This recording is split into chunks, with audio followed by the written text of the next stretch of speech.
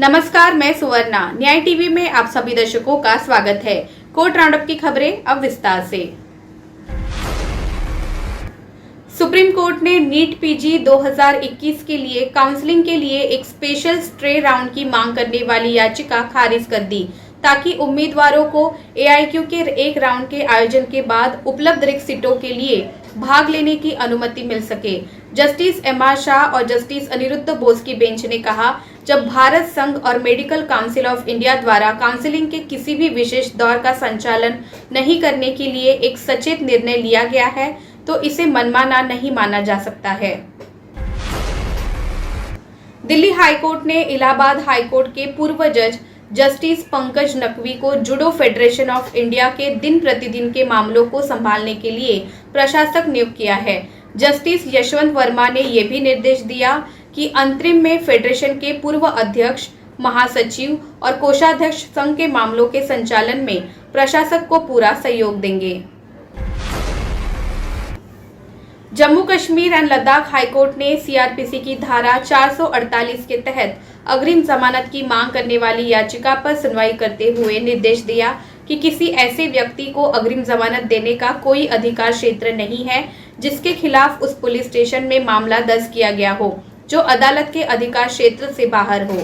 Justice Sanjay धर की एकल पीठ ने मोहन सिंह परिहार बनाम पुलिस आयोग और अन्य मामले में अदालत के फैसले के अनुरूप कहा। इलाहाबाद हाईकोर्ट ने एक आपराधिक पुनरीक्षण मामले में पिछले सप्ताह पारित एक आदेश में भारतीय दंड संहिता आईपीसी की धारा 308 गैर इरादतन हत्या करने का प्रयास के तहत दंडनीय अपराध के गठन के लिए आवश्यक अवयवों की व्याख्या की। जस्टिस सुभाष विद्यार्थी की खंडपीठ ने कहा कि आईपीसी की धारा 308 को दो भागों में विभाजित किया गया है और धारा दो अलग अलग स्थितियों से निपटने का इरादा रखती है। जस्टिस विवेक चौधरी ने पश्चिम बंगाल सीआईडी के पुलिस उप महानिरीक्षक डीआईजी को मामले की जांच के लिए एक अधिकारी नियुक्त करने का निर्देश दिया और तदनुसार देखा याचिकाकर्ता के वकील को पुलिस इंस्पेक्टर द्वारा विरोधी पक्षों के शुभचिंतक होने के कारण धमकी भी दी गई थी। इस कोर्ट का विचार है कि कस्बा पुलिस थाना मामला 2021 का 254 और आनंदपुर पुलिस थाना मामला संख्या 63 दिनांकित है। 5 अप्रैल 2022 की जांच सीआईडी पश्चिम बंगाल के समक्ष अधिकारी द्वारा की जानी चाहिए। इसलिए कस्बा थानाध्यक्ष एवं आनंदपुर थाना प्रभारी को उक्त मामले की केस डायरी अधिकारी सीआईडी को सौंपने का निर्देश दिया जाता है, आगे की जांच के लिए, जैसा कि डीआईजी सीआईडी द्वारा नियुक्त किया गया है। सुप्रीम कोर्ट ने गुरुवार को अनेकल टाउन म्युनिसिपल काउंसिल के सदस्यों द्वारा दायर एसएलपी पर नोटिस जारी किया। अनेकल टाउन नगर परिषद के सदस्यों को कर्नाटक राज्य चुनाव आयोग ने अयोग्य घोषित किया था, जिसे कर्नाटक हाईकोर्ट ने बरकरार रखा था। जस्टिस एमआर शाह और अनिरुद्ध बोस की अवकाश पीठ ने एसएलपी पर विचार करते हुए हाईकोर्ट के 30 मई और 18 अप्रैल के आदेश पर विचार करते हुए कहा, नोटिस जारी किया जाता है। जहां तक याचिकाकर्ताओं का संबंध है, ये 14 जून 2022 को वापस किया जा सकता है। इसके अलावा दस्ती की अनुमति है। ये स्पष्ट किया जाता है कि वर्तमान आदेश केवल याचिकाकर्ताओं तक ही सीमित होगा। सुप्रीम कोर्ट ने कहा है कि आय, उम्र, बड़ा परिवार, बच्चों की कस्टडी के मामलों में संतुलन बनाने का एकमात्र मानदंड नहीं हो सकता है। जस्टिस एमआर शाह और जस्टिस अनिरुद्ध बोस की पीठ ने 5 साल के बच्चे की कस्टडी दादा को देते हुए इस प्रकार कहा, जिसने कोविड के कारण अपने माता पिता को खो दिया था। इस मामले में लड़के के दादा ने एक रिट याचिका बंदी प्रत्यक्षीकरण दायर कर हाईकोर्ट का दरवाजा खटखटाया था, जिसमें आरोप लगाया गया था कि लड़के की मौसी उन्हें अपने बेटे और बहू के घर में प्रवेश नहीं करने दे रही है और उन्हें बच्चे से मिलने भी नहीं दिया। हाईकोर्ट ने याचिका का निस्तारण करते हुए मौसी को कस्टडी मंजूर कर ली। इससे नाराज दादा ने सुप्रीम कोर्ट का दरवाजा खटखटाया। मद्रास हाईकोर्ट ने पहली बार एक महिला चौकीदार गदावाहक की नियुक्ति की है। जस्टिस आरएन मंजुला की अदालत पहली महिला चौकीदार की सेवाओं का उपयोग करने वाली पहली जज हैं। जस्टिस आरएन मंजुला लैंगिक संवेदीकरण और आंतरिक शिकायत समिति 1 GSICC 1 की सदस्य भी हैं।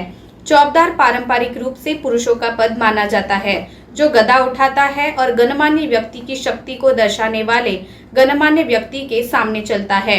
अदालतों में गदा अदालत के हॉल के बीच न्यायाधीशों के मुक्त मार्ग में मदद करती है। केरल हाईकोर्ट ने स्कूलों में जागरूकता बढ़ाने के लिए आवश्यक कदम उठाने के निर्देश दिए। केरल हाईकोर्ट ने बुधवार को यौन अपराधों से बच्चों के संरक्षण पोक्सो अधिनियम और आईपीसी की संशोधित धारा 376 के तहत किशोरों के एक दूसरे के साथ यौन संबंध बनाने के परिणामों से अनजान होने पर चिंता व्यक्त की, भले ही वे सहमति से हो। जस्टिस बेचू कुरियन थॉमस एक जमानत अर्जी पर फैसला सुना रहे थे जब उन्होंने स्कूली बच्चों के खिलाफ होने वाले यौन अपराधों की संख्या में खतरनाक वृद्धि पर टिप्पणी की। उनमें से ज्यादातर ऐसे मामले थे जहां किशोर यौन संबंधों में लिप्त थे, पॉक्सो अधिनियम के तहत गंभीर परिणामों से बेखबर थे। कनाडा भेजने का झांसा देकर 3 लोगों से 33.80 लाख रुपए ठगने के आरोप में पुलिस ने 9 लोगों के खिलाफ 3 केस दर्ज करके उनकी तलाश शुरू की है। एक मामले में तो कबूतरबाजों ने कनाडा की जगह युवक को दुबई भेज दिया था। थाना डिवीजन नंबर 5 पुलिस ने जालंधर के आबादपुरा की गली नंबर 2 निवासी हरबंस लाल की शिकायत पर पखोवाल रोड के रंजीत टावर स्थित एसएन एंटरप्राइजेस के राजन अरोड़ा पर केस दर्ज किया। अपने बयान में उसने बताया कि आरोपित ने उसके बेटे को कनाडा भेजने का झांसा देकर उससे 4 लाख रुपए ले लिए, मगर बाद में उसे दुबई भेज दिया। उसके सारे जरूरी दस्तावेज भी अपने पास रख लिए। बाद में न तो उसके बेटे को कनाडा भेजा और न ही उसके पैसे वापस लौटाए। फिलहाल बस इतना ही। अन्य खबरों के लिए जुड़े रहिए न्याय टीवी के साथ। नमस्कार।